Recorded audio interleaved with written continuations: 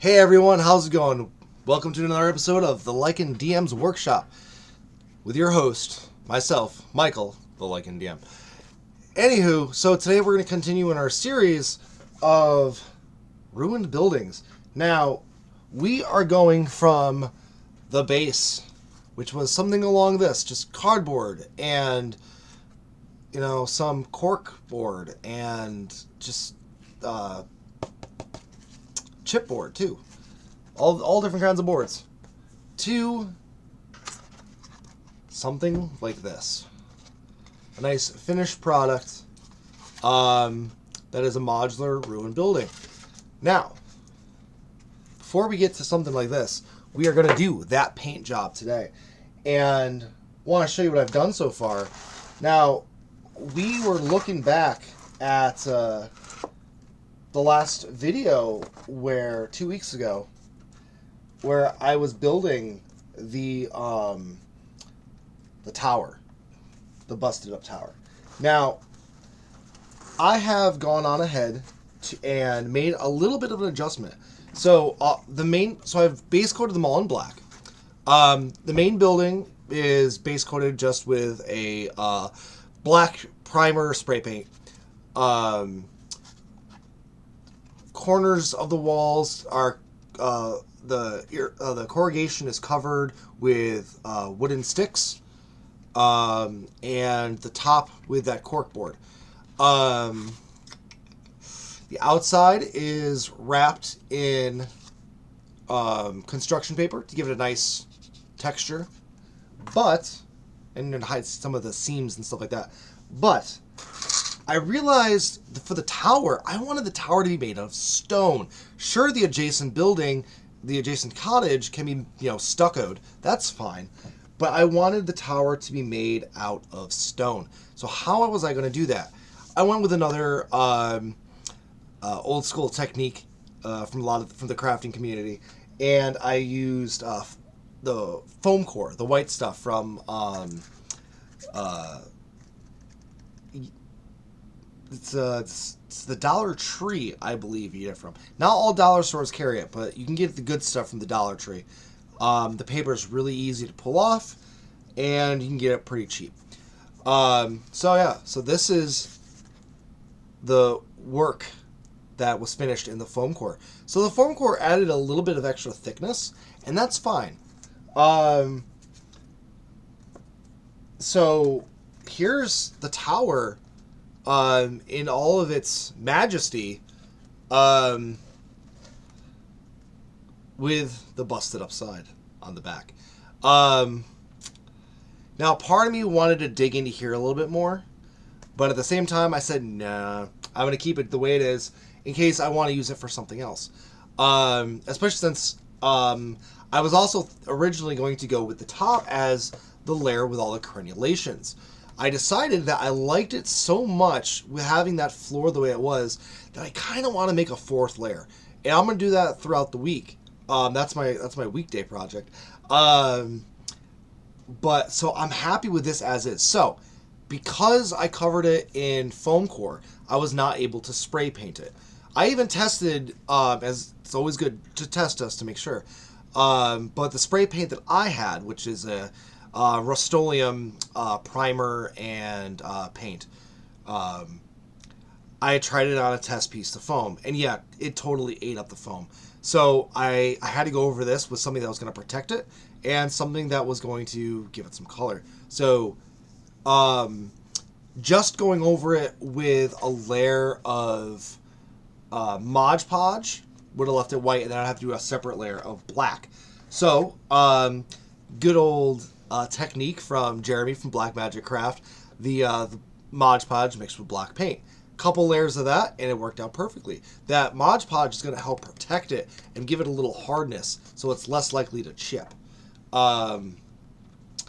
Gave it some detail with just running a pencil into the foam core, drawing out the bricks by hand, and then texturing that with a good old-fashioned rock. So yeah, just beat on it, roll it on it, and that's all it takes to get these really nice textures in there. I think that you can get some pretty good ones in there. And yeah, that's how the arrow slits turned out too, covered in wood there. I also added some coffee stirs, coffee stir sticks to the bottom. Give it a little bit more of rigidity, a little more structure, support, all that, and give it a little bit more of a look. So you can see the bottom, the rough cut, and then what we're looking at here. So today we are gonna paint these. We're gonna paint the outsides. We're gonna paint the inside. We're gonna do all that good stuff. And so in the meantime, give me like 2 minutes. I gotta finish getting set up because I realized I didn't grab my paint. All right, give me 1 second. I will be right back.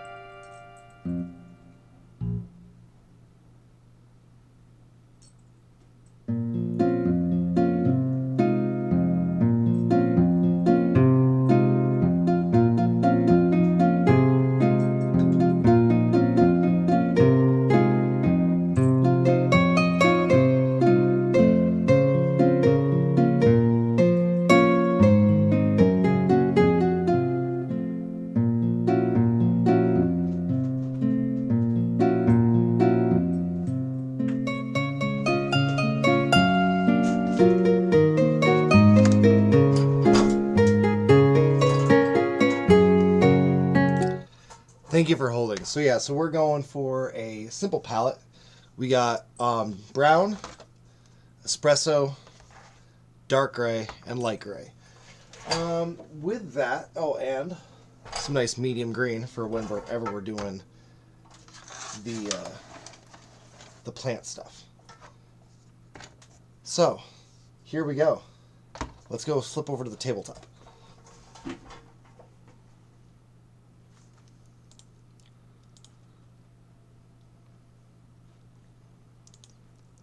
All right, and let's do our usual thing where we get some music going.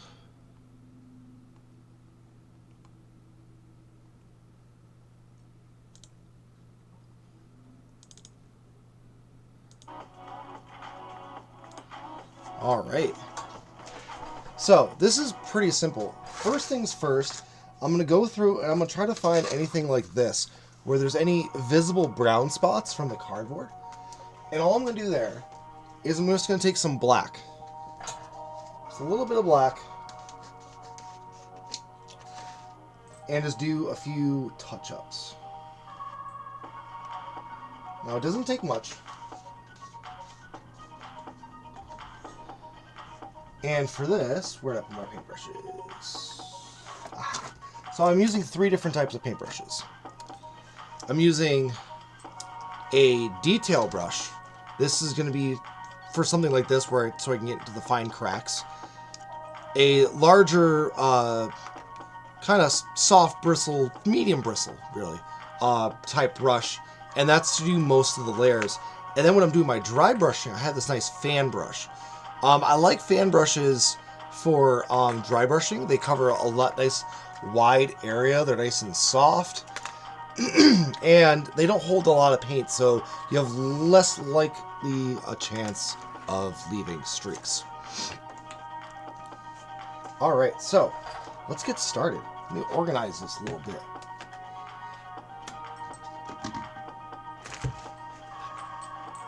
Get my paints all in a row here. My buildings in the order in which I wish to paint them. So we're going to start out with the main building.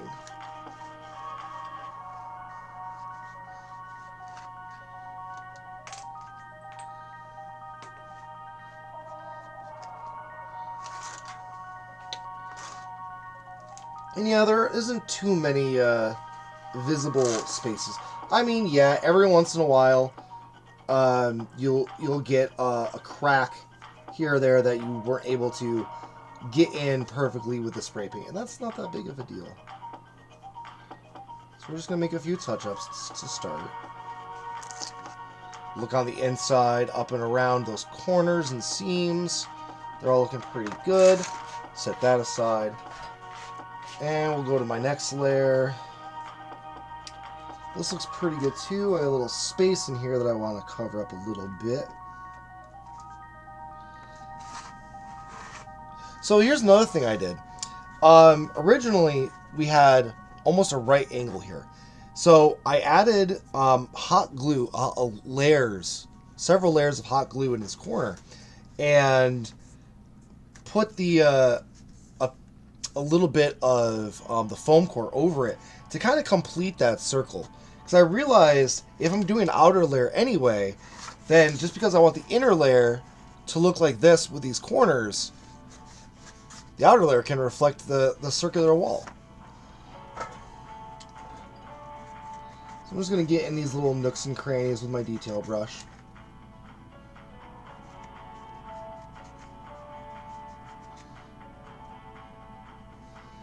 And now this is not a detail brush that I'm going to use to paint miniatures. I'll throw that out there. This is a roughed up, old,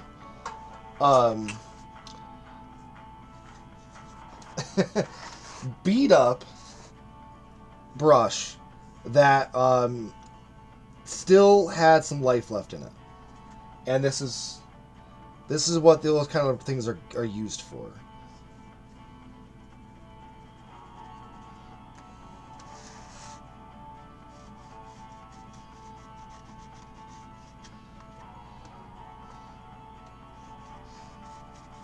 Now, I will mention that when I was putting on this foam core, that it has two layers of paper, and then sandwiched between the 2 layers of paper is the foam core.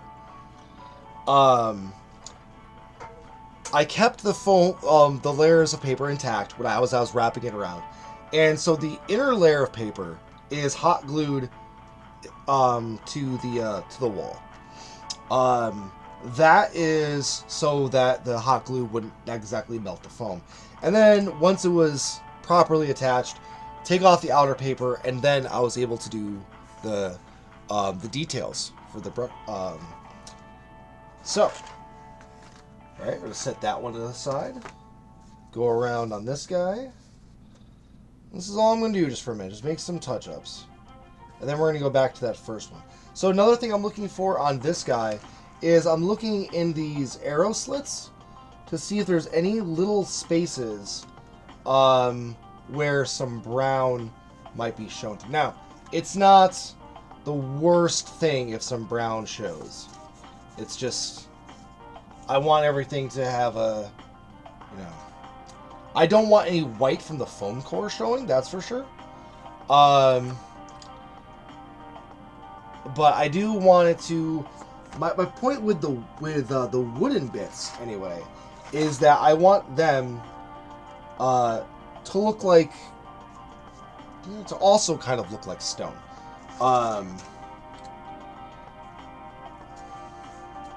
This one's actually really good. I see no problems with this one. This is actually one of my favorite pieces. I love how this corner came out. I love the missing bricks and the texture on that. I love that. Every piece has something I love about it. Like I love the planks on this. I also love this busted up corner with the busted up arrow slit. I love the way the arrow slits ended up coming out. I think they look great. They have a nice layered effect to them.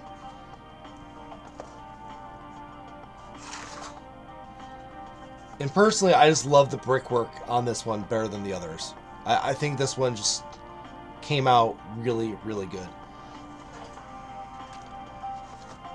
So, they are in reverse order. Water. Should put my water over here.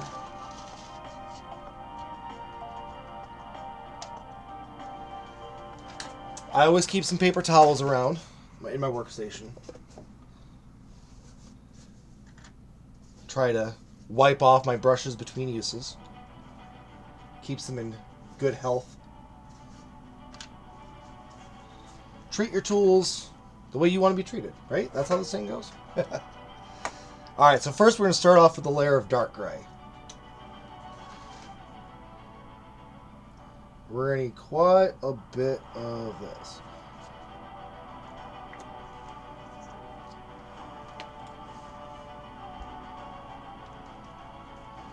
Now, the thing I like about craft paints and doing this is the craft paints already have some watered down properties to them, which is nice. So I'm gonna, but in a case like this where I'm gonna be doing mostly dry brushing, I'm still gonna try to get off a lot of that paint. A lot of this is gonna be mostly dry brushing, and I'm just gonna do down and up strokes. Not gonna do left to right. And I'll show you why when we see the effect this has on it. This kind of gives it some natural weathering effects, going up and down. The streaks it leaves makes it look like the black, the darker streaks that are actually underneath, are the weather, from the weather. Which is nice for our ruined set of buildings. So going down is nice too because you get more of that paint on the top than you do as you go down, and that's another that further aids with the illusion of weathering.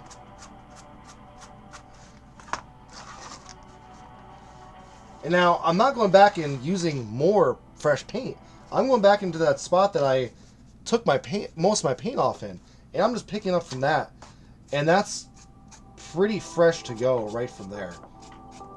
Not saturating the brush, but I'm getting it,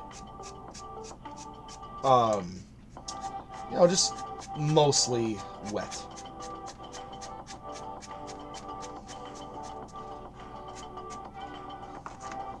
There, we see the effect that has, where it looks like there's some natural weathering, a little bit. Right here could use a little more love. Alright, now we're going to do the inside. We're going to do the same thing on the inside. The inside I'm going to be a little more liberal with.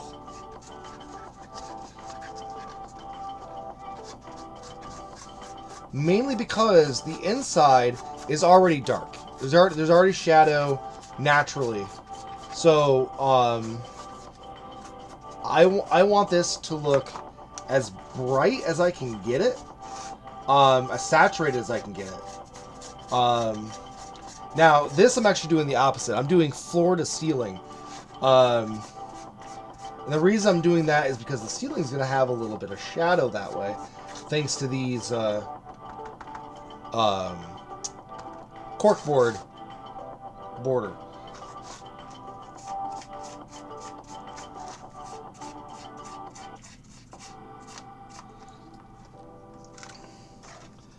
There. It doesn't look amazing, but I mean, this is just the second step in the process. Now I'm just gonna hit the floor with gray, and once again, I'm gonna be I'm gonna hit this in all different directions. I want this to look messy. I want to make sure we get in the doorways. But yeah, I want this to look messy. I want to come at this from all different angles. I want there to be some black showing. I want there to be streaks. Stipple it a little bit, you know? And that way, it kind of looks more like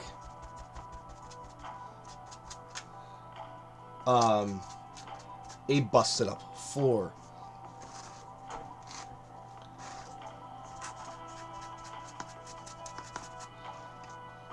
Alright.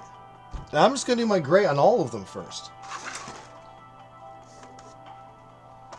So once again, and you're going to really see the difference here on this, on the outside of these with the stonework. So first off, I'm going to do the same thing I am on the front of this, because the front of this part is still that cardstock. Or not cardstock, construction paper. But I'm going to go over the rest of it in a similar manner. We're now really starting to see those details stand out. I need to get another setup where I have like another camera behind me. That'd be pretty great. And see this a little bit better. But here, I'll give you a little show. See? See how those details are starting to pop out?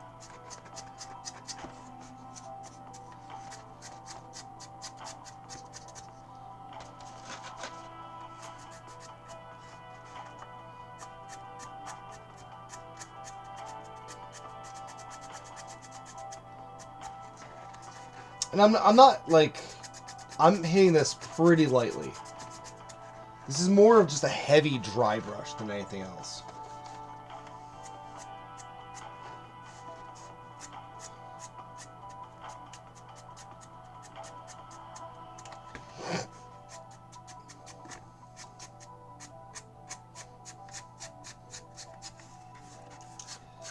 There's more to painting than just color palettes and all that. And honestly, just being a craft painter, the thing you can focus on more is how to paint, not exactly like how to use your brush rather than, oh, what colors do I need to use? Because honestly, you can manipulate these in a million different ways.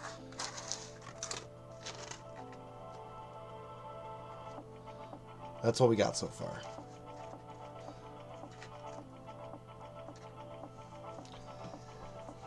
Alright, now I'm going to go ahead and do the inside.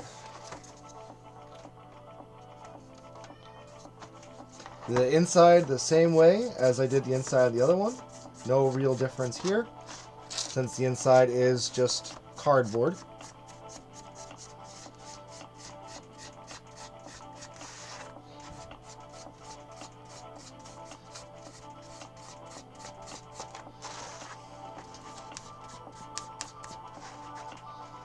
And I am purposely leaving that dark ring around the top. Now, if it gets a little too obvious, I'll go in there at a little bit more of an angle.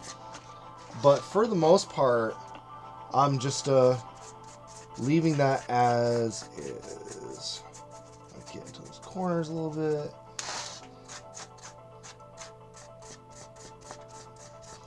And I actually like the way that the corrugation on the cardboard is like aiding this and looking kind of giving it like a pillared look almost, or like a paneled look.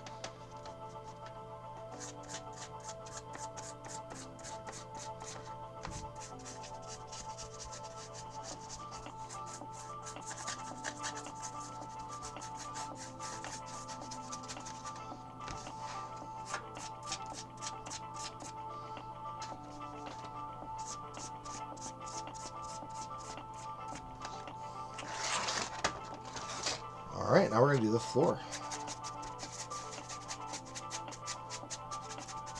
Now, I don't want to go in circles. I'm going to do more like hash marks. I think that'd be the easiest way of explaining how I'm painting this.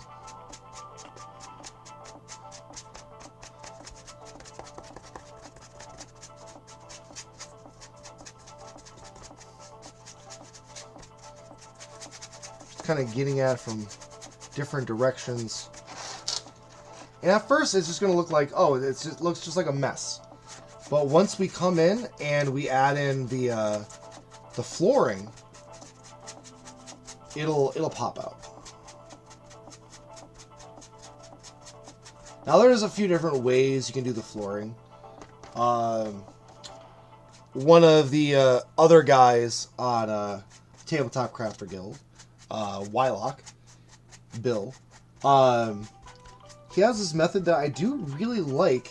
I just don't want to put that much time and energy into it, which is basically taking more of this chipboard, cutting it out into individual tiles, and then gluing them onto the outer part. And that does add more depth. But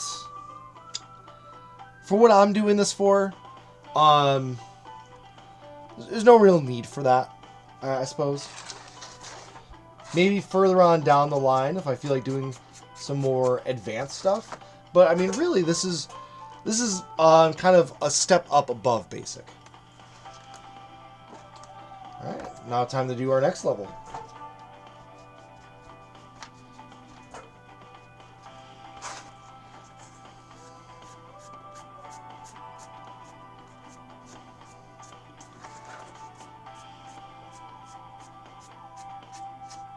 Oh yeah, I am liking the way these arrow slits are popping out. They're nice.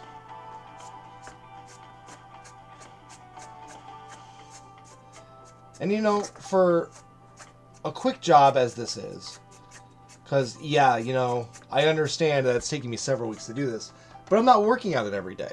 You know, I'm a professional GM. You know, I'm running games 5 days a week as my job. I am prepping for all these games. I have a lot on my plate. Family on that too. So no, you know, I'm not like spending 5 days a week on doing a build. If that was the case, then yeah, I'd be done with this by now. But for only really working on these 1 day a week, like oftentimes I'll do some of the prep work for the next segment after the stream, or even before the stream. Like this morning is when I black painted these, when I did the black wash.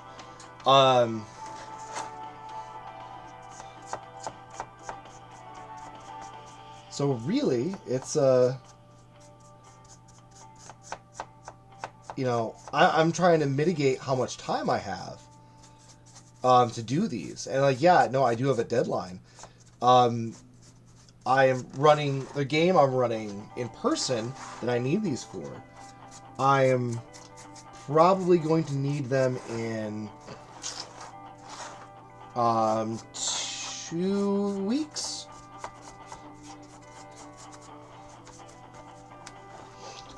So this helps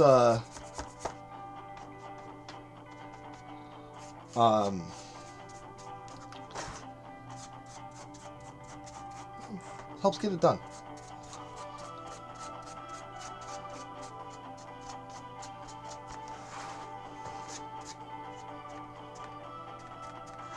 Now, notice that the arrow slits on the inside look kind of dull.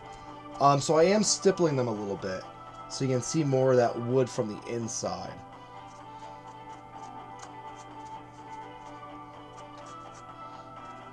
Well, what was once wood and now is stone.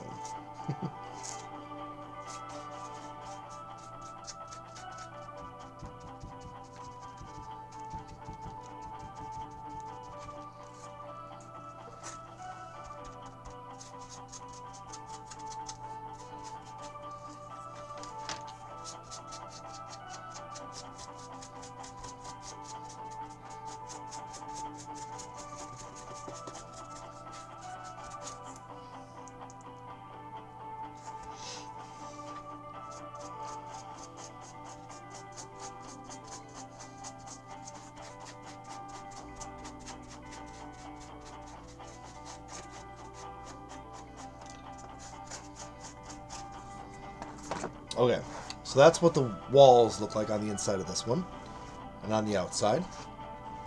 I'm pretty happy with that. Now we're just going to do the floor. So I'm going to do everything on the floor except the wooden planks. Wooden planks are going to be more of that brown that I have saving up. And we're going to make it look old and weathered and kind of rotten.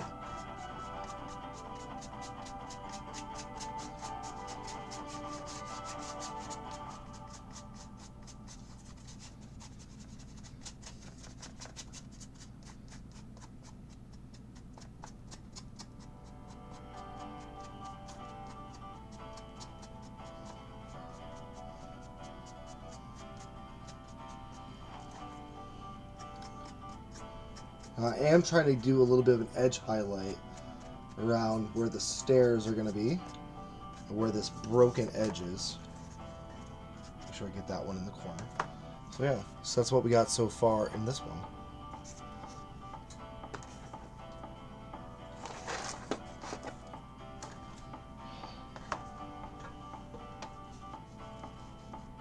First step, pretty easy.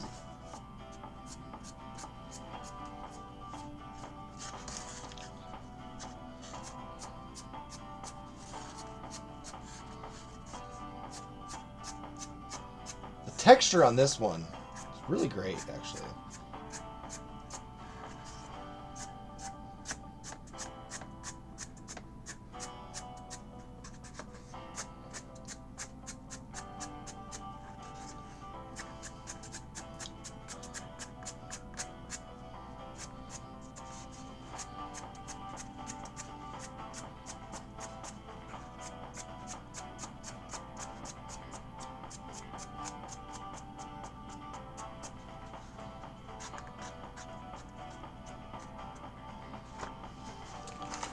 The outside of this one. Pretty nice, pretty nice. Now we're going to do the inside.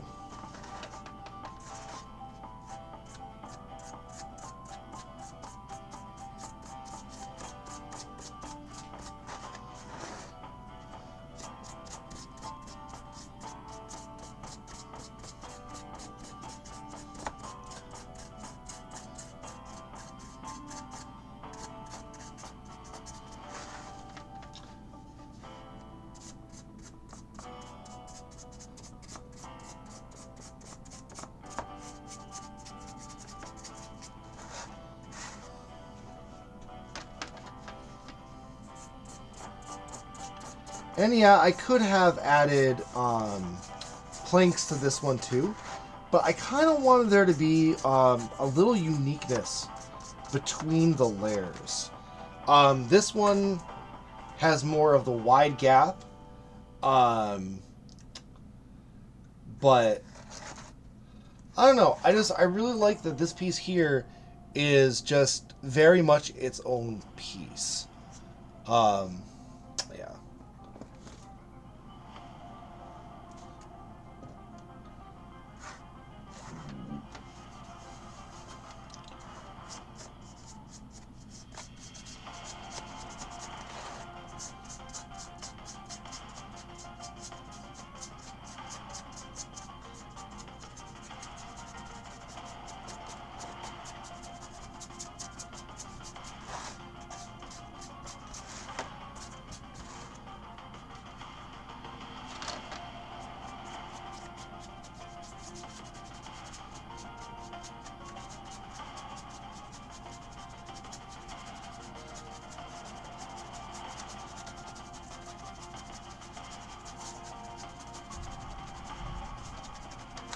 Ooh, there's a thunderstorm raging outside right now.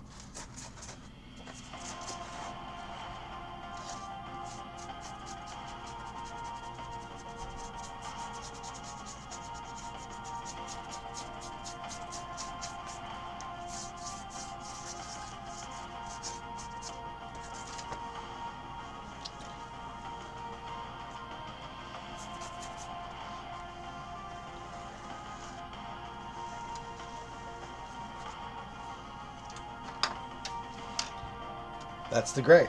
Now we're going to do the brown. So, I got two browns that I'm going to want to do. I have a medium brown and an espresso brown. So the medium brown is what I'm going to be using for this the tiles on the floor and for the roofing, the corkboard. So we're going to start with that one.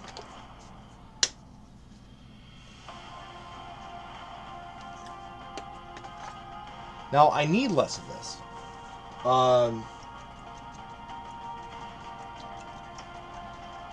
So after I rinse off my brush,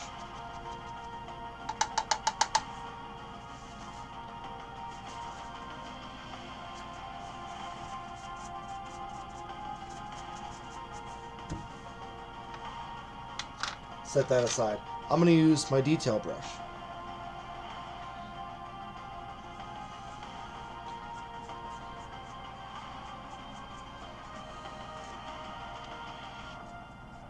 And pretty much anything that's cork, I'm going to paint. Now this looks pretty bright at first, but as it dries with that black background, that black base coat, it is going to get much darker.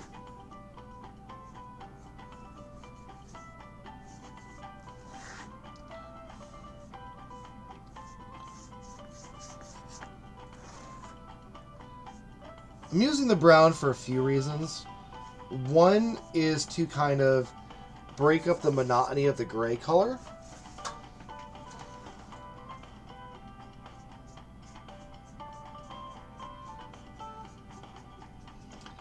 Like gray and black, you know, that color scheme, it is what it is.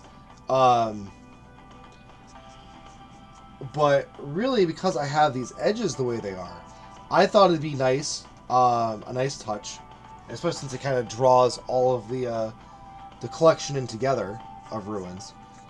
For all this corkboard to be brown.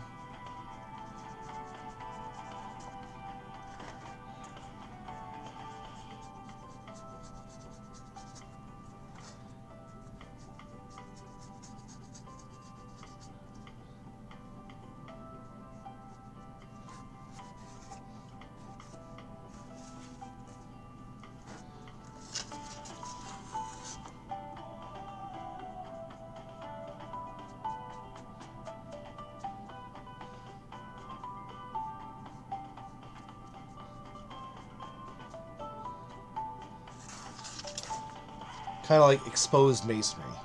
I like that idea.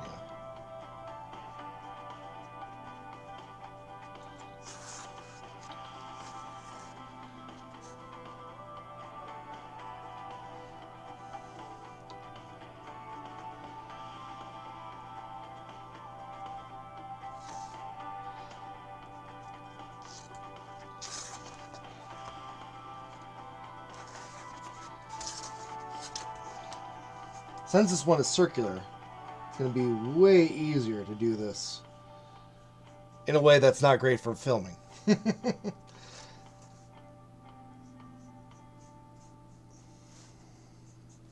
if I can do it like this.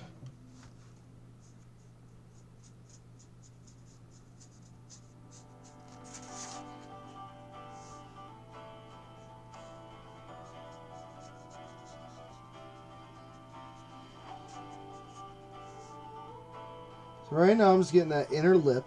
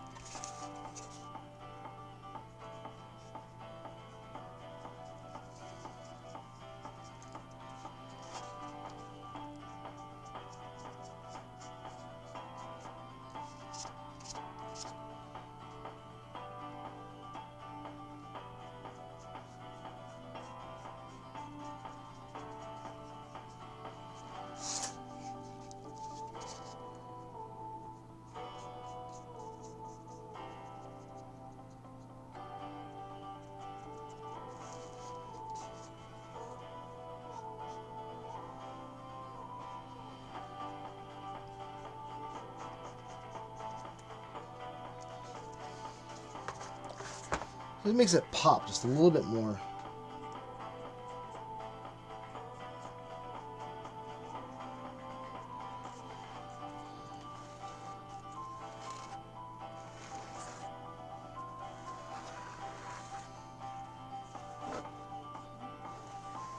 Yeah, I like that.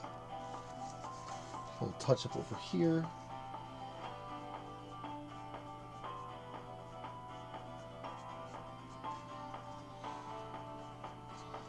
Yeah. Alright, so now we're going to do the floor.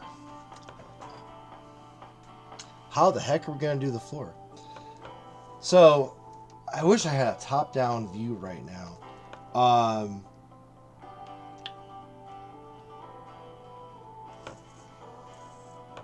So basically, my mat has this square grid, 1-inch squares, just like as if I was doing tabletop. I'm actually going to use that as my starter. So, I'm going to line up the top of my stairs, which is right here, with one of these marks. And then when I do that, I am going to trace with my brown detail marker. Hey there, Dagon. Get a little bit of a closer view here. There we go. So I'm just going to trace the lines that are on my board with this, with the brown on the detail brush. Now they don't have to be straight. That's not what this is about. What we want is them to be relatively thin, though. Unlike what I just did.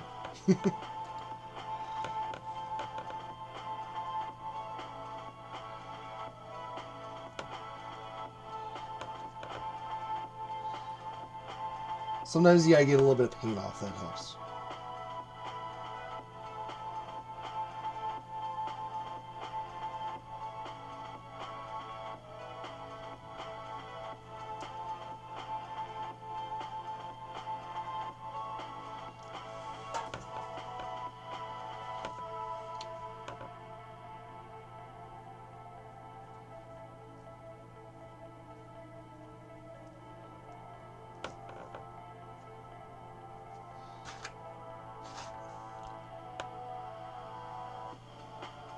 So I'm doing this in kind of two coats. I'm doing one as kind of a light trace to make sure I'm going where I want it to go. And then I'm doing the second as just adding just a splash of color to the middle of that mark that I just made to make it stand out.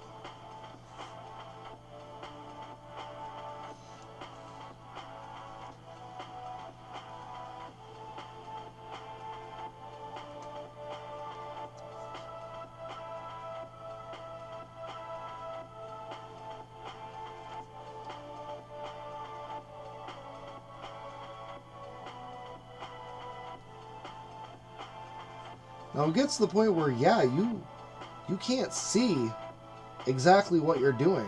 And that's the nice part about having one of these big tables, is because I have a little bit of grid on this side, down here, and I got my grid on that side of it. So I can easily just bring this up a little bit, get my lines marked up, and just put my thumb. This is a cutting big pans of things too, another culinary. Put my thumb, the middle of my thumb, on that line against where I'm going to cut, or against where I'm going to paint. And if you follow that, you can actually be pretty accurate. It's not going to be a straight line, but it will be fairly accurate.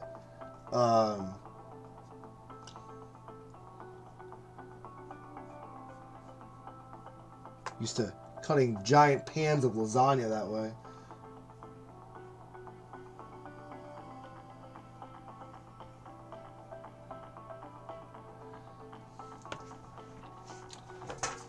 So far, we got some lines.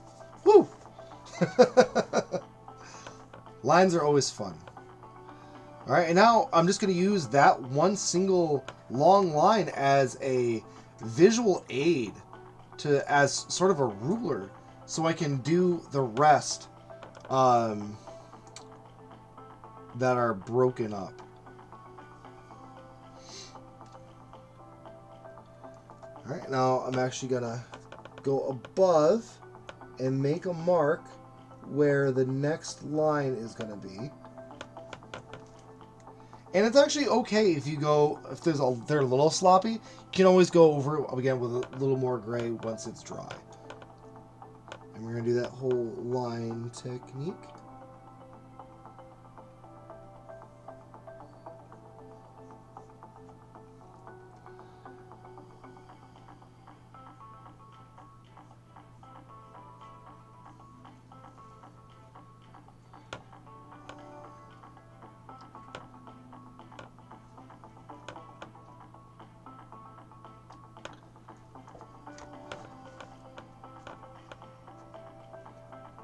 So one thing I do like doing, which I'm doing right here, is I'm making these little marks on the edges so I can sort of also visually see, rather than just going by feel as well, where my lines are going. Now, in a case like this, it's actually a lot more accurate if you go towards you. You can always extend that line that's in front of you just a little bit every time, and get some fairly accurate lines. Now we are going to do the opposite. So once again, we're going to use this point where the stairs come up to the top as our reference. Get that lined up with that square.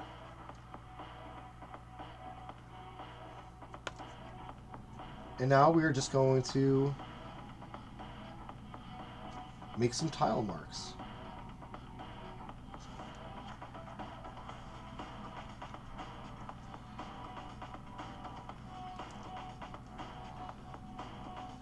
Now, quick reference. This is the one I did before, and this is my this is how we're going to do this. So yes, they're all starting off in these squares, but what it's going to end up doing is we're going to draw little lines in between. So yeah, it's going to be pretty square for right now. But as we draw the cracks and crevices, it'll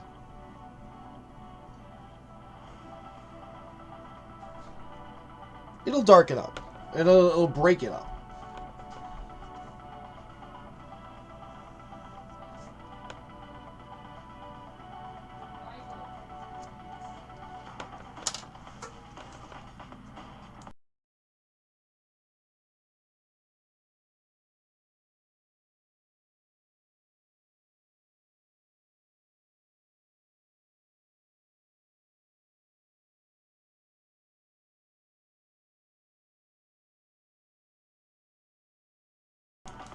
Alright.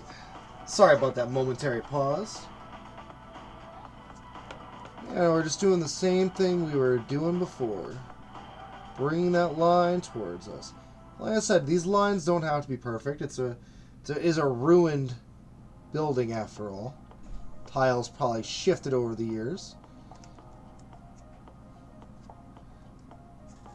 They're going to be filled with cracks and whatnot.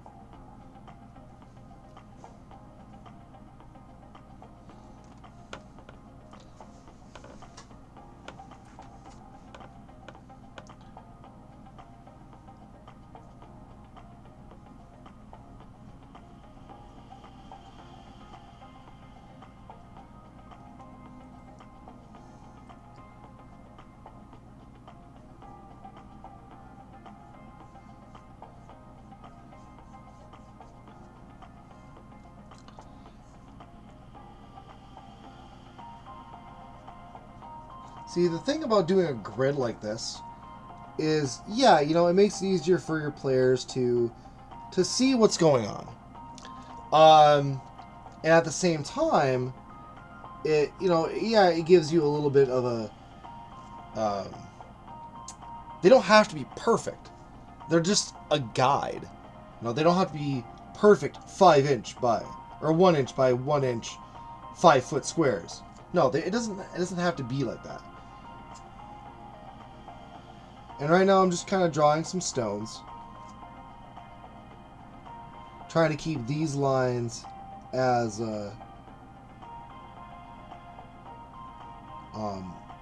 thin as possible.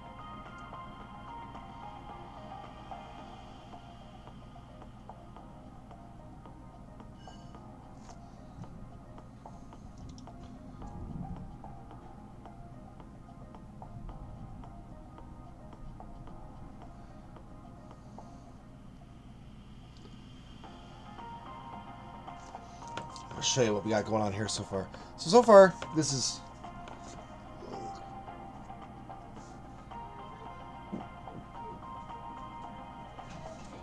So that's all we got so far, and it's just to break up the monotony.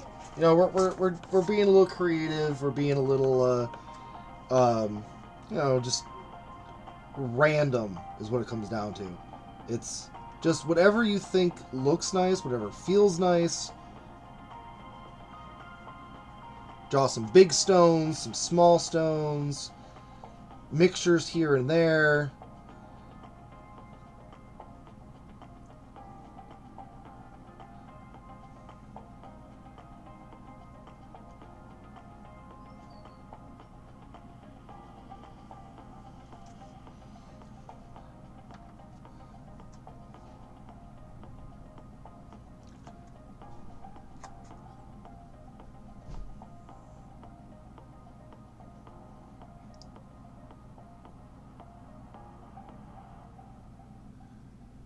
And really just bringing those lines in any kind of direction you feel like, and just making it look organic. That word I always love to use.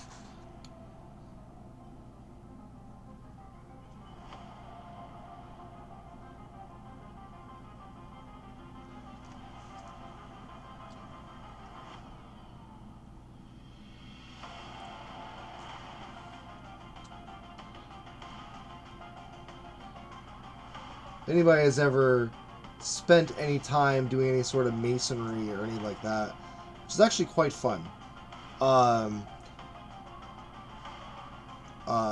It's actually like the randomness of the materials you're working with, and just really treating them like you're playing Tetris, and it's just, how can I get this piece to fit in here?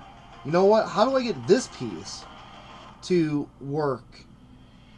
And just coming up with these creative designs that are not only nice looking, but are completely functional. But the fact that they're nice looking is almost a secondary accident. A lot of times you go to places where they sell tile, like Home Depot and stuff like that, where they try to be random, but if you notice after a while, it starts repeating a pattern. It's because they're not working with natural materials. And so, you know, that's going to have an effect on the end product.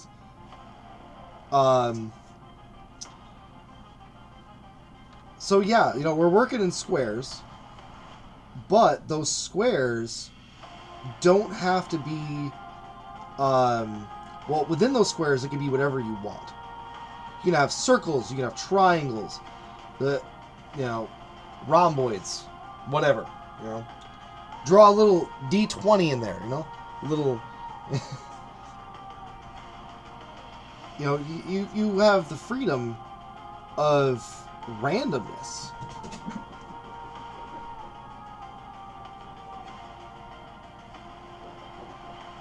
And sometimes just adding a block and being like, no, that looks good. You know what? I'm going to add another block. Oh, that doesn't look so great anymore. Okay, well, if I add this line, it looks fine again.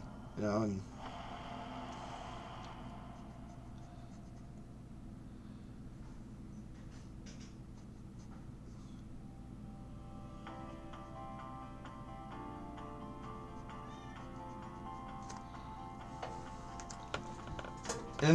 and one of the other things I kind of use as a guide is when you're doing these squares, um, don't do squares with inside the square.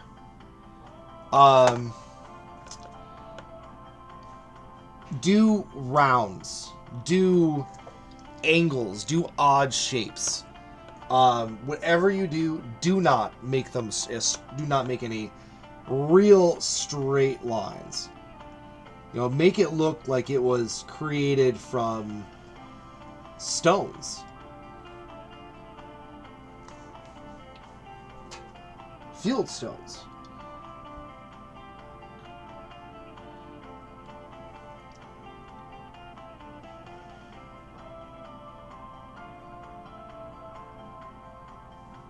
And that's my 2 cents on how to make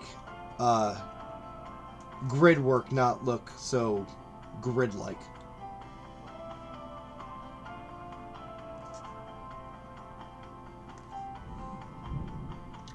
Because yeah, these kind of stones, if you notice, these aren't perfect either, and that's less of just because I have a shaky hand, and more of that's on purpose.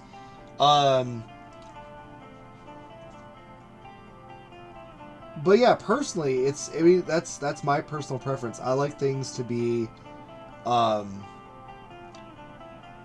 rather than like perfectly milled stone, which is nice and all. But for me, that's like, you know, is that a dwarven thing? Is that an elven thing? Is that an old ruined building made by humans or some other species thousands of years ago? You know, it's going to have weathered effect. Even if it was perfect back in the day, it's not going to be anymore.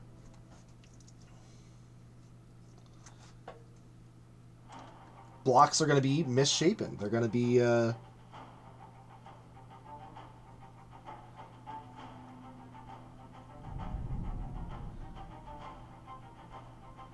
I'll be honest, I love using rhomboids, hexagons, like obviously, you know, irregular hexagons are one of my favorites. But just doing a few odd shapes with odd sides, or even some with even sides.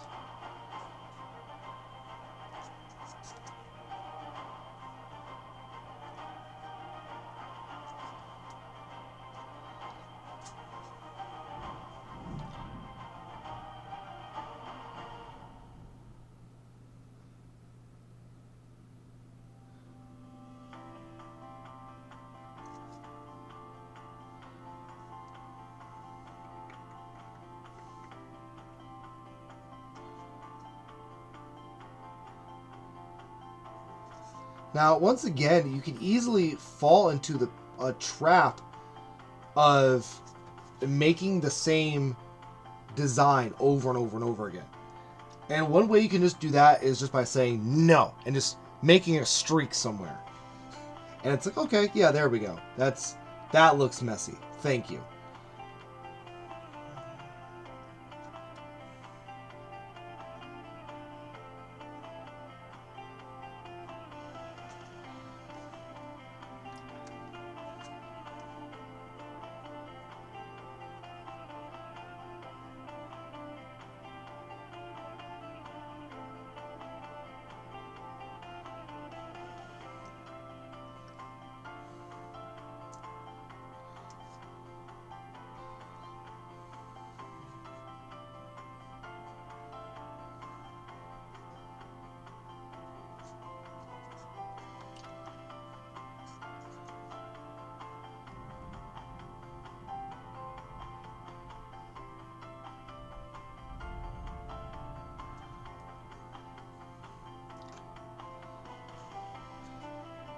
as I'm going through, sometimes I'm adding just a little bit more color to these lines to make them stand out a little bit more.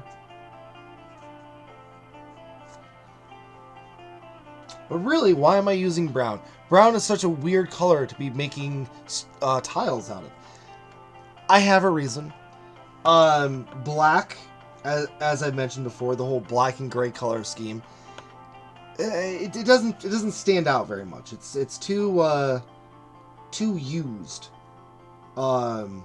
So I'm using the brown as a way to stand out. But that's not the only reason. How do I justify it, I guess, is the big question. Well, I justify it by saying the fact that, oh, well, you know what?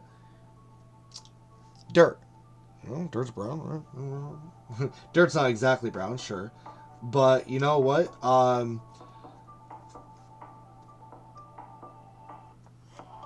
It could be brown mold, you know? Whatever the reason you want to say it is doesn't really matter or take away from the fact that black and gray is just so... I mean, there's already black in here. What's that going to look like as far as just adding more black lines? So no, I don't particularly like the idea of just having black lines everywhere.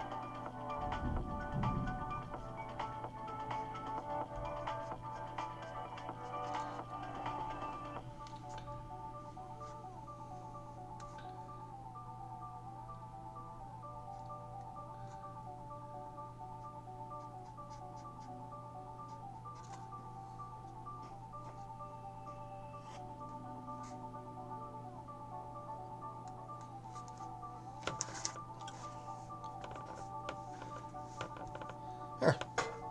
Pretty happy with that. And as you can see by the top, it's starting to get a little darker. And I am very happy with this. So, we are going to take this and just going to put it off to the side. Now, using the espresso on this, this is gonna get darker as it dries. So, gonna add a little bit more.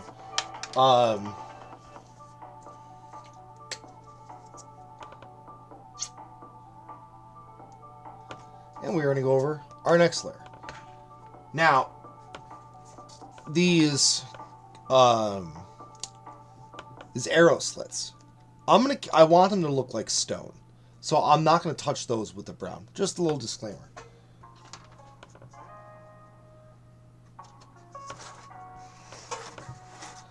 The question is where do I start?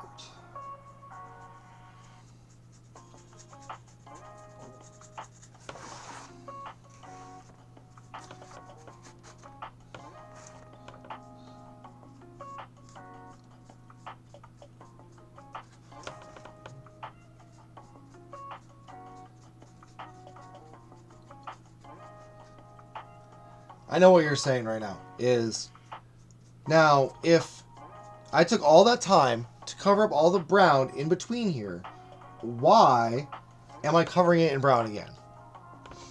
Well, that's simple. I'm not going deep in down into the crevice with the brown. The brown's just the top layer. So the fact that there's black underneath it is going to make this espresso look darker.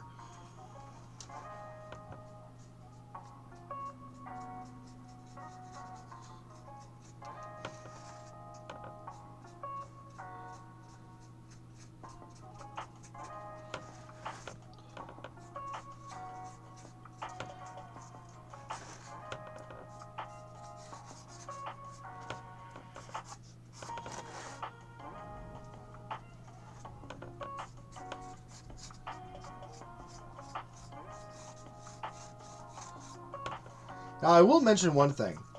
Now, million things that I mentioned throughout the videos. So, as I was lining up the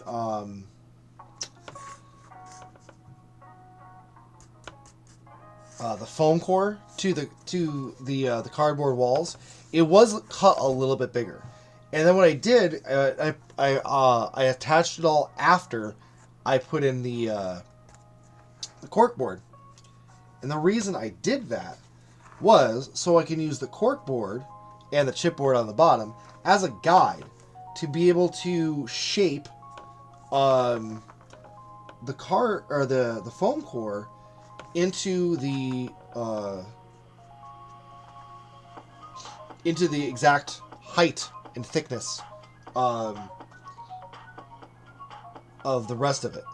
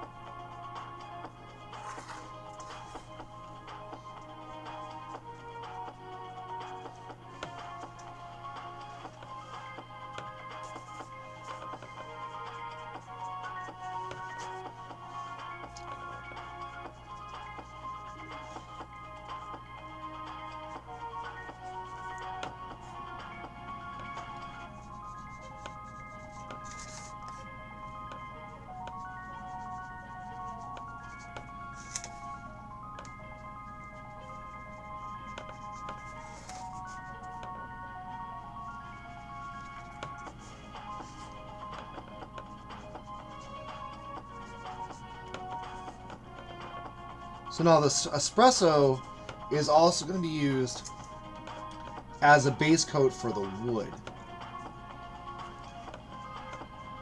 I'm going to hit it with several other colors after that. The medium brown and some gray. And then finally a dash of a little spritz of green. Make it look kind of moldy.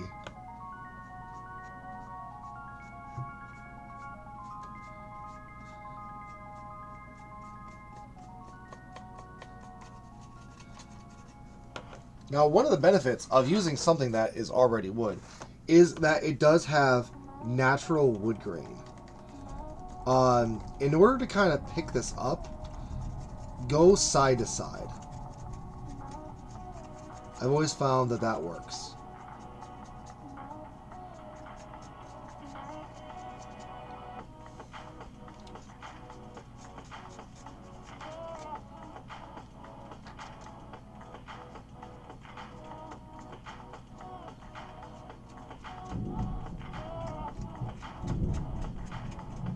I don't know if you guys can hear that thunder in the background, but whoo, it's getting crazy out there.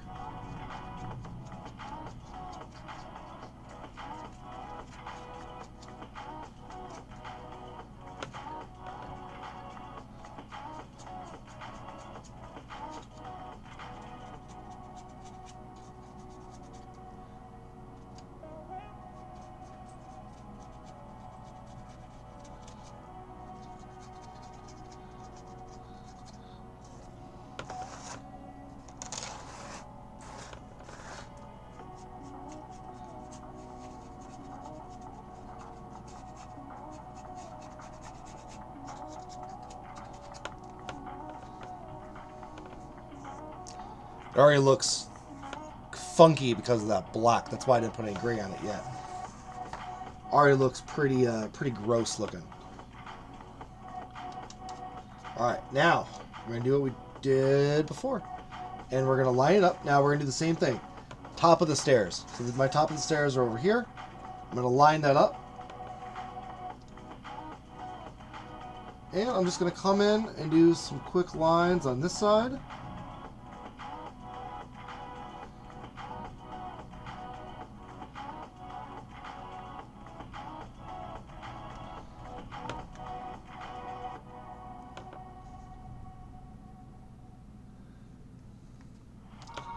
Alright, and now, really, that's it for that the little ledge that's there. So from now on, I got to deal with these bigger pieces. So I'm going to do what I did before. Make a little marking at the top.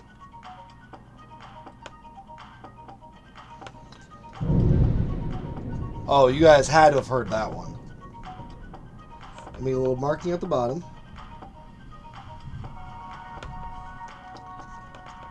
And just sort of connect the dots.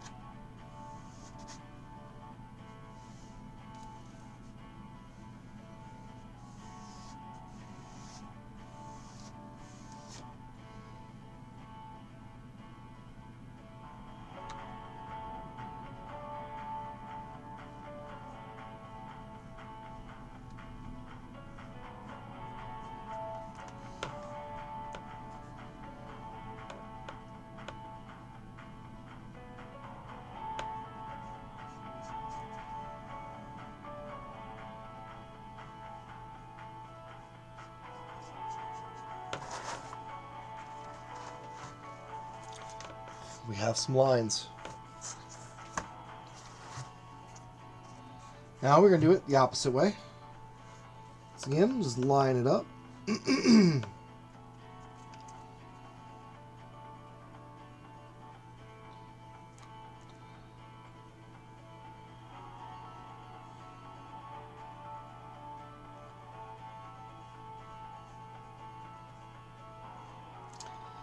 My one fear is that I'm going to lose power.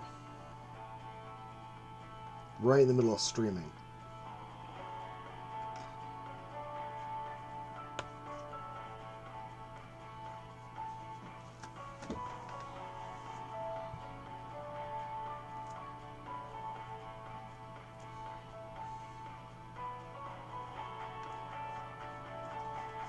That is the thing I want to happen the least.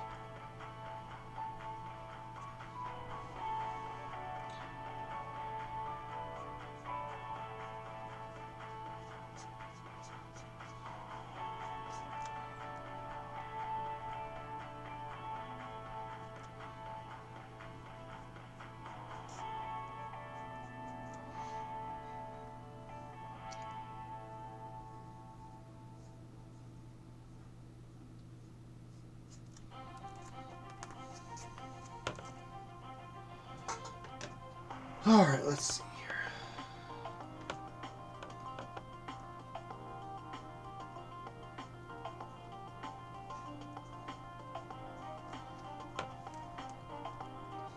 So really, for the rest of these, I'm going to be repeating this step with the brown on the outside, or on along the rim, and then making the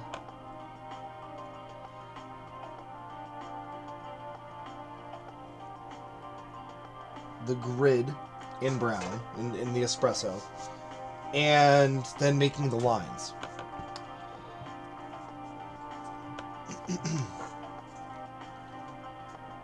So let's do those lines real quick. One more time. I'm not going to do it on the other two pieces because you've already seen me. This will be the second time you've seen me do it.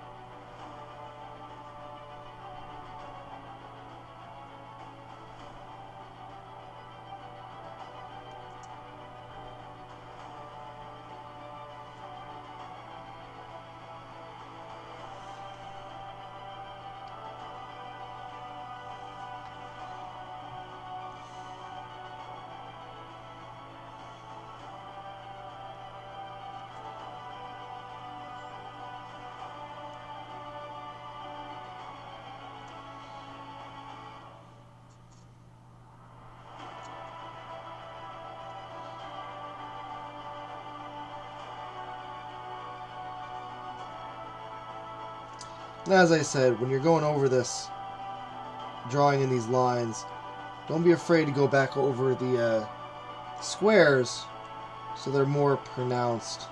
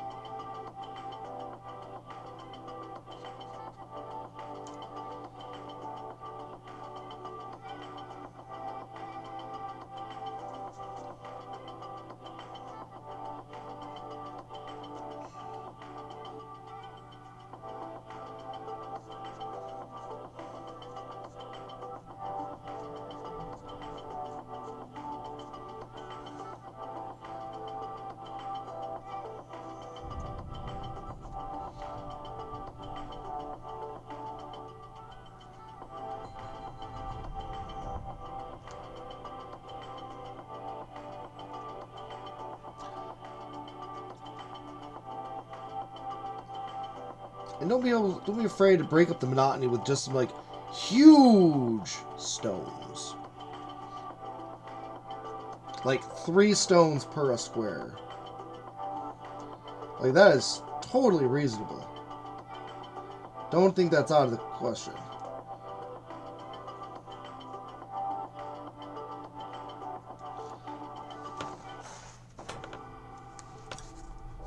Show what I got so far.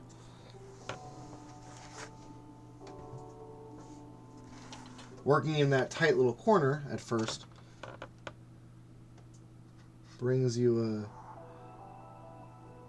some issues being able to do some camera work.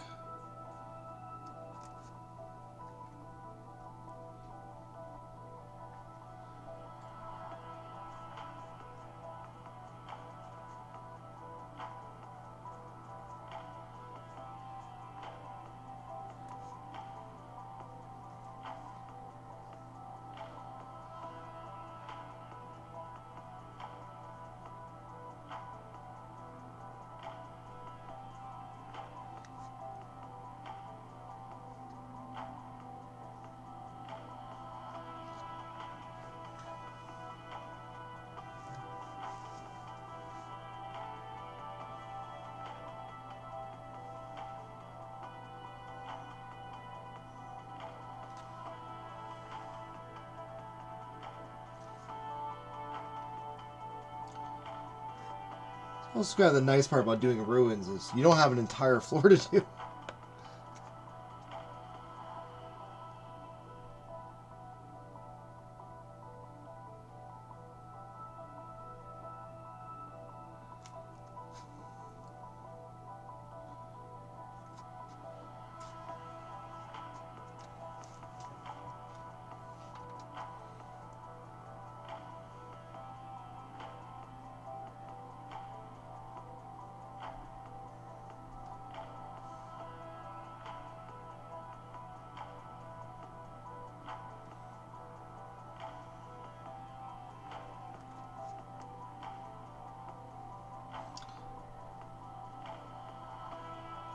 Every once in a while, you're like, you know what? I'm repeating the same pattern.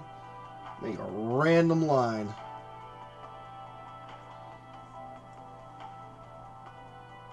Start in the middle. Whatever, man.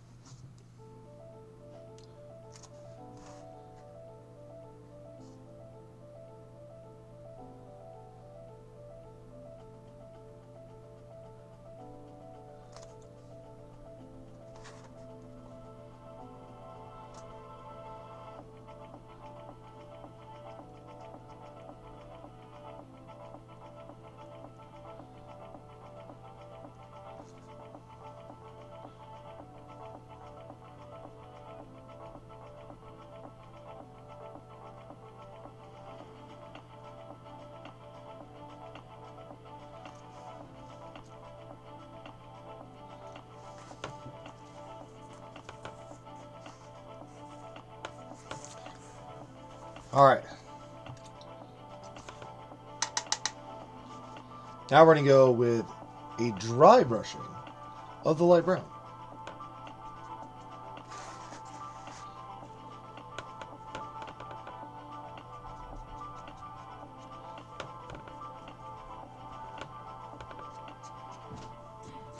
And this I'm going to go cross grain. So I'm going side to side.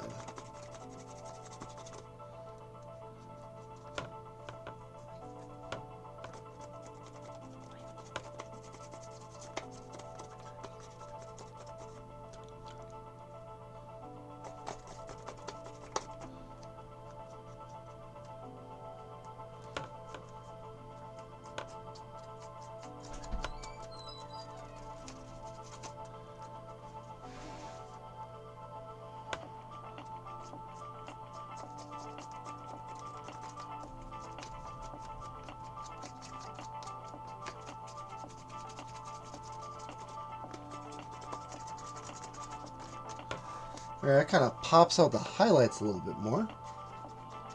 The wood still looks pretty sickly. That's what we're going for.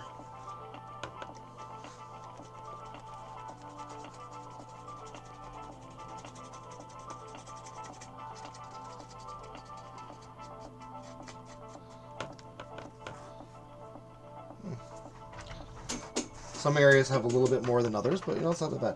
Now, I'm not going to wet, with a little bit of brown still on my brush, I'm going to go back into that gray.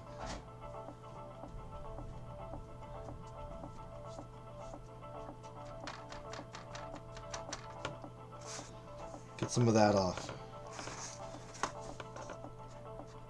I'm just going to do the same thing we just did.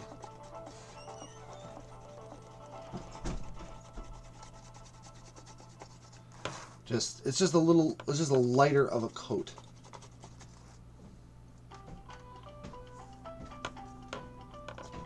I don't want to go heavy on this. I just want to go light. One way to do that is to just go in one direction.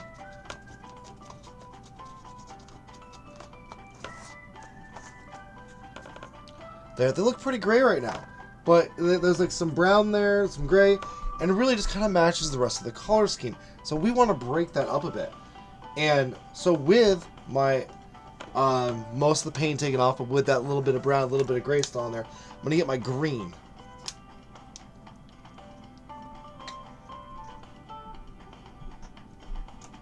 I'm just going to put a couple drops. That's all I need. That is my cat. He is yelling. My cat is deaf. He has no idea how loud he is. It's great. And I'm going to do that thing where you just spray it a little bit. You flick it. A little bit more on that brush.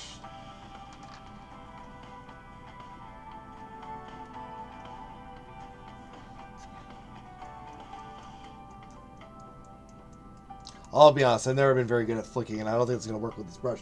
So what we're going to do is we're just going to take a lot off of that, and we're just going to do a very dry stipple. Like I said, this brush is beat up. Got even more beat up during the process of making this video. I'm going to get most of that off, so it's pretty dry. We're just going to do some just stippling.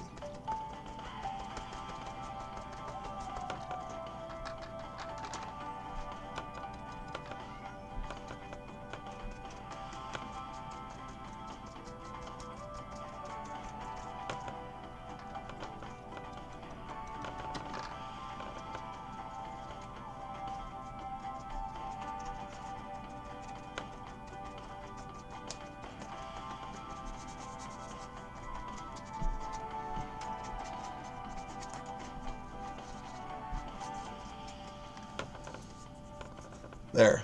That's got a nice mossy, mildewy look to it. I like that. Now, honestly, that looks pretty great, right? But we are going to do tatted gray mixed with a tad of green till we get it just right. And honestly, that's still a little dark. So I'm going to try mixing a little light gray. We're going with light gray next anyway, so this will be fine.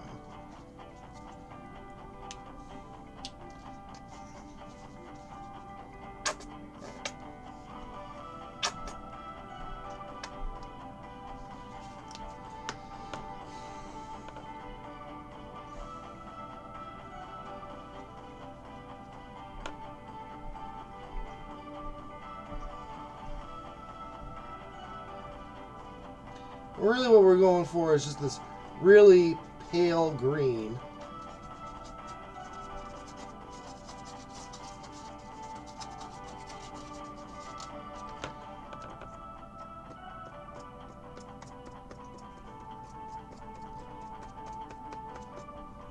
Stipple that on there.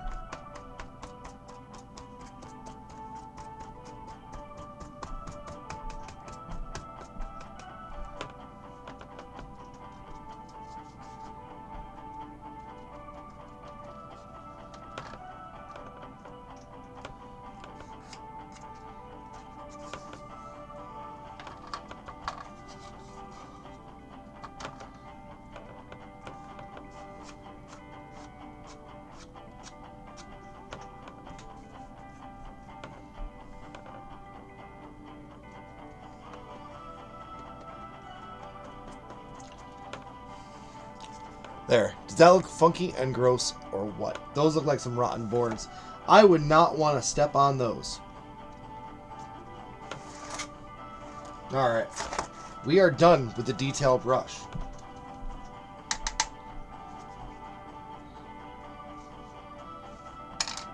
Finally,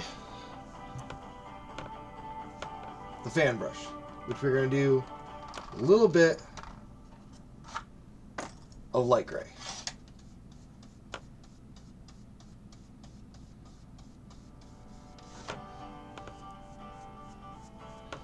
I'm going to get a lot of this off.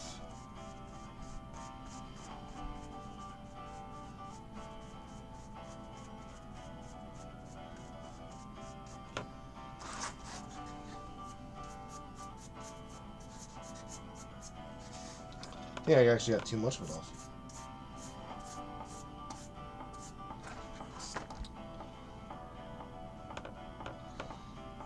Tell you what, I think my light gray is not light enough.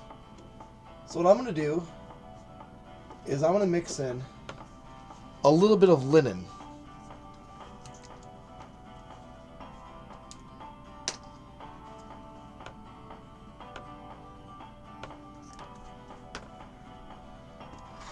I'm going to use this guy to mix it up. I'm not going to use my other brush to mix it up because I want to keep that brush as dry as possible.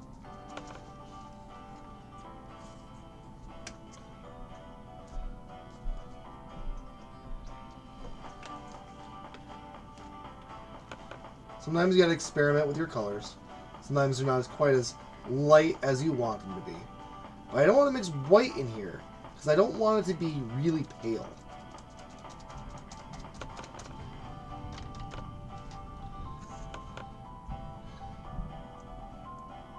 Yes, I'm using a paintbrush to paint a paintbrush. I got the paint on it. Might as well. Also probably doesn't help them using that side of the paper.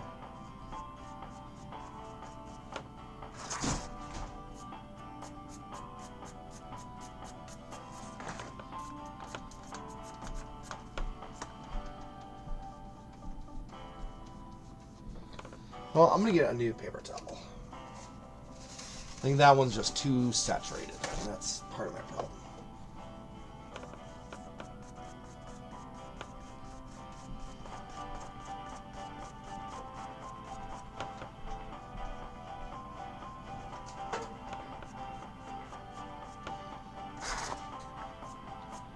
Now I'm just going to go in one direction here. Just going to go top to bottom. Just picking out those highlights.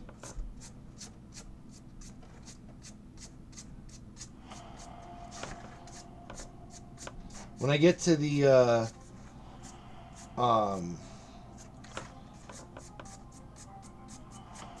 think this doesn't hurt going up and down. I'm gonna say when I was getting to the arrow slits, I was doing up and down. But honestly, it works going both ways.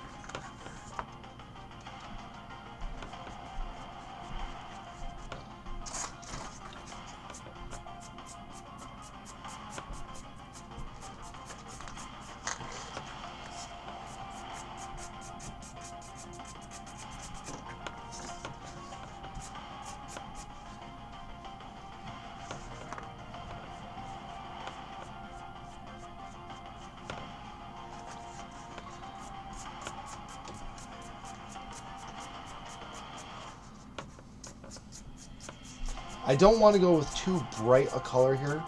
I don't want to go with a straight linen. I don't want to go with a white or eggshell. I want it to be fairly muted, but enough of a contrast that it makes the rest of it kind of pop. And I'm going to go over all of it. The brown, everything. With just the outside, mind you.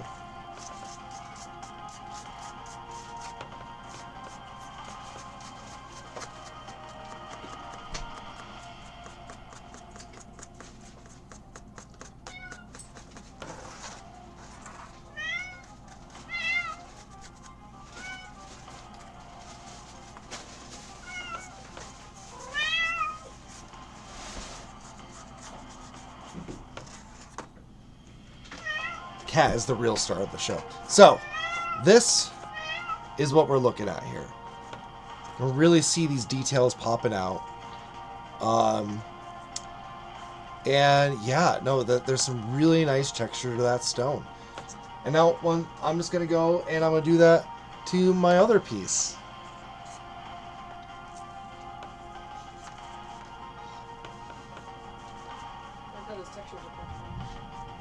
Thank you. Oh.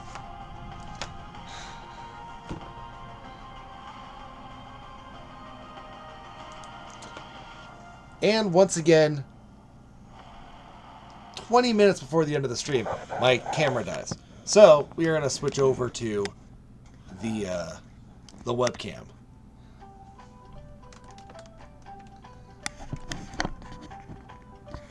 Let's see if we can get this to be just right. Yeah, that works. All right, cool. So yeah, we're just gonna do the same thing. Gonna hit this up.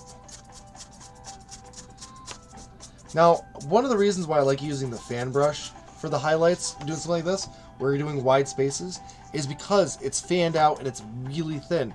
So you're not going over it with a thick brush. So that's just a personal preference of mine.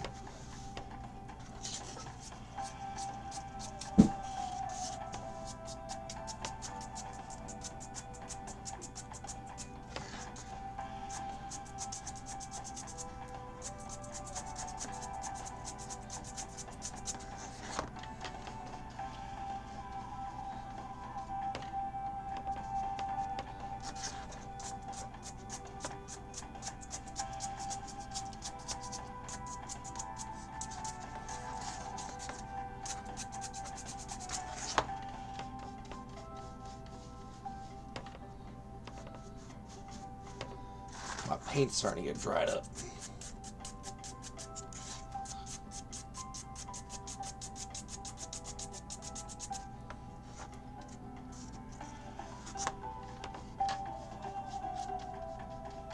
And this is a very, once again, an old brush. Because obviously I'm beating the heck out of this brush doing this. This is not what this brush was designed for, after all. This brush was designed for making happy little trees and things.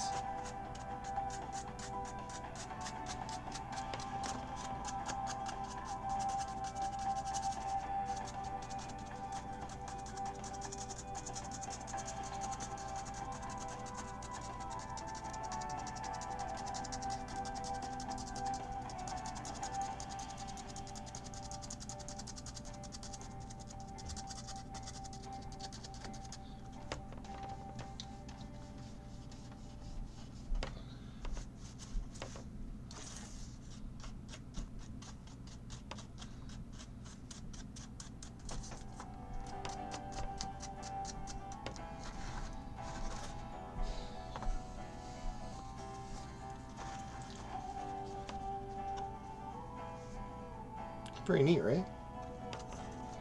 I like it. So now, next week, we're going to be doing some further touches of this. And one is to help this corner that won't stay down. And I'm going to weigh that down. We're going to glue some rubble. We are going to take our cutouts that were once these spaces for stairs, and we're going to build the stairs on these. So the stairs are going to be, you can take them in and out. You can have this with the stairs, or you can have it without the stairs. It's not going to matter. So basically the way this is going to go is there's going to be a set of stairs here, like that, and a set of stairs here. Now, I'm looking forward to this. This is going to be fun. But that way things can be repositioned, be modular, you know. Oh yeah, no, this is I really like this wood. This wood looks funky. I don't want to step on it.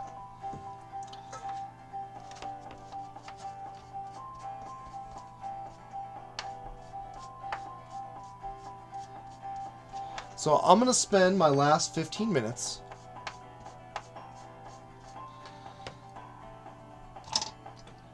and bring the detail brush back out and finish this guy off.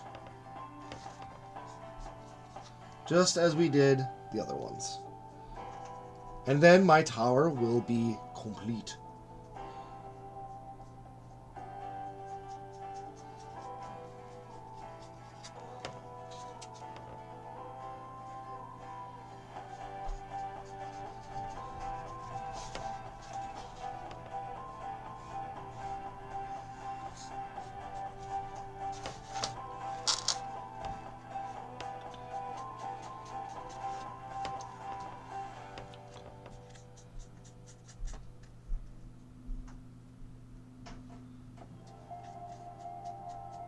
And I've gotten this question before, and this is a good view of it. What is this tattoo on my arm? It is a compass rose.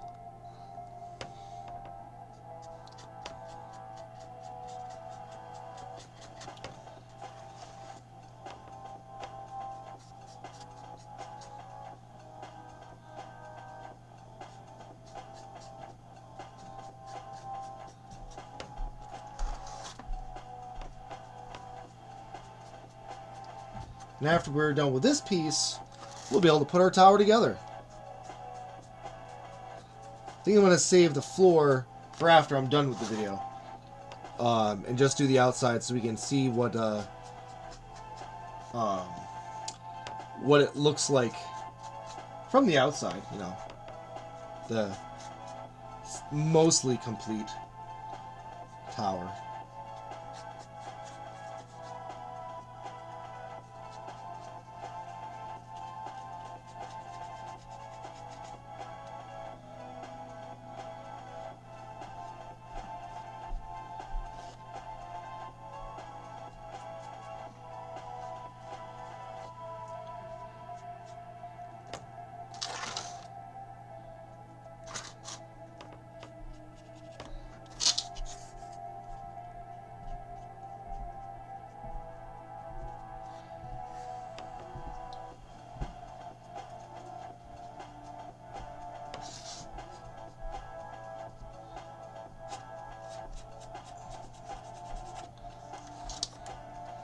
So one of the things you'll notice that I do is I'll accidentally get like a drop on like the inside.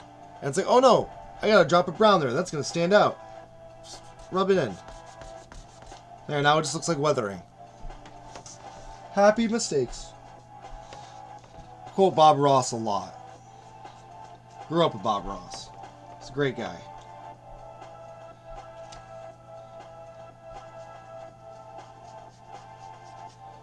When they were airing reruns of his show, I liked to watch it with my kids.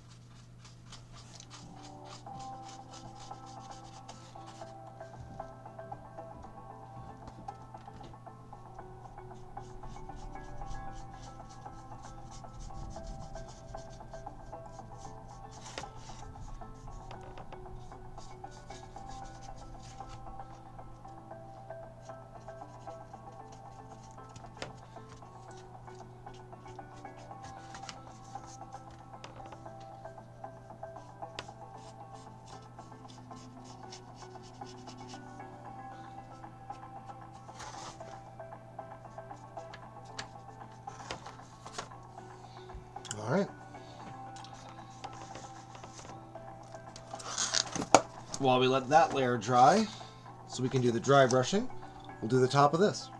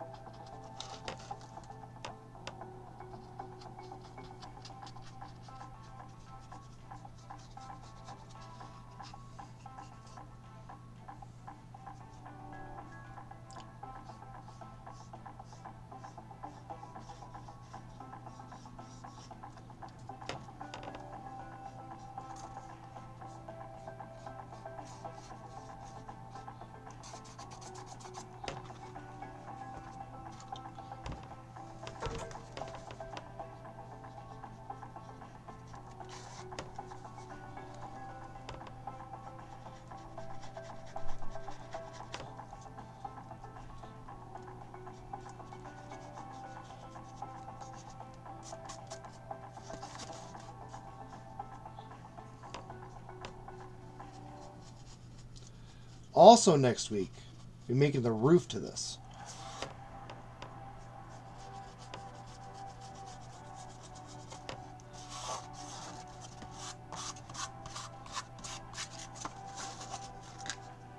Because the adjoining cottage is going to be a mostly intact building.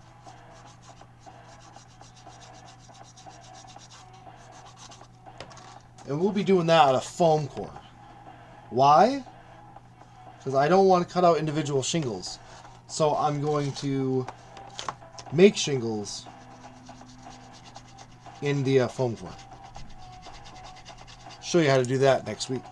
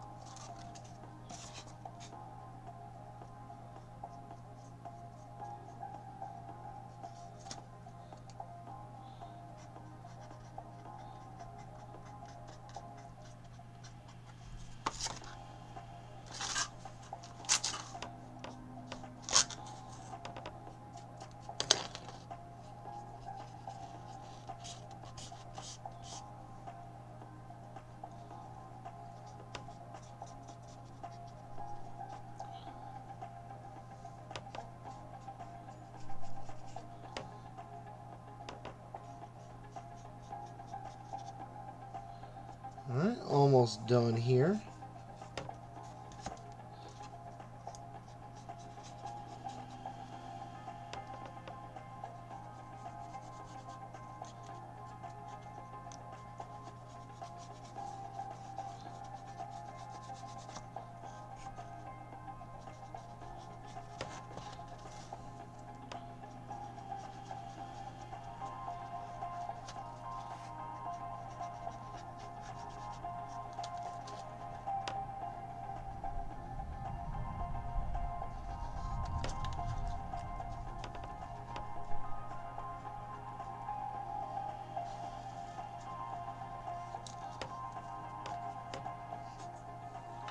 Just when you think you only need 2 drops left.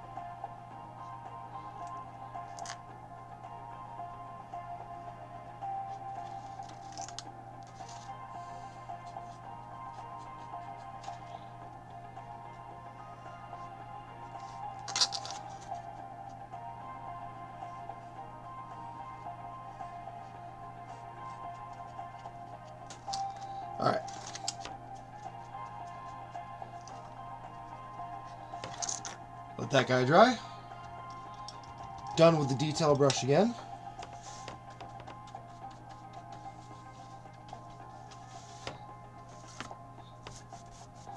And by now this should be dry.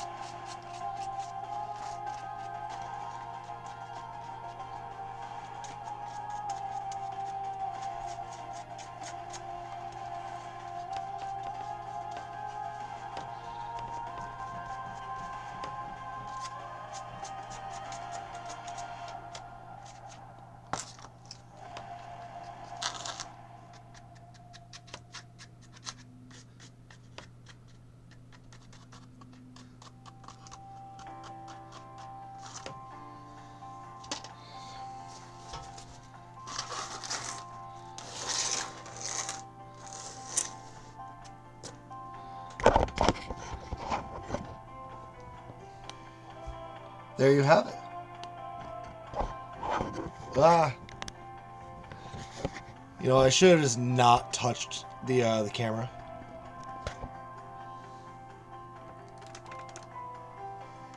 There we go, can do that. So yeah, so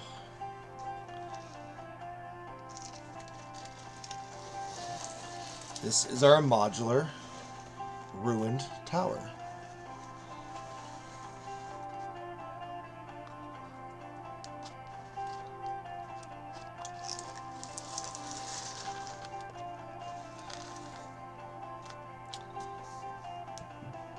Personally, I think it came out really great. I love how I can use this in one of two ways. I can have it be a long way or wide.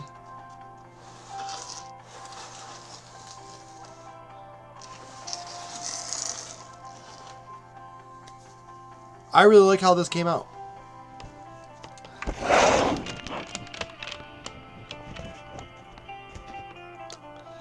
Alright, guys. Thank you for coming. Thank you for watching. And I'll see you next week where we're going to add some details to this. We're going to show you how to add rubble. We're going to do the stairs. And we are, most importantly, going to do the roof. I actually think the stairs is going to be my favorite part. But I'll show you how I do stairs. And it's going to work well with the 2-inch high walls. Alright, guys. Thanks again. Thank you for joining me on today's episode of the Lycan DM's Workshop. I am the Lycan DM, Michael. And I appreciate you guys. And have a safe week. And have fun. Alright. See you later, guys. Bye.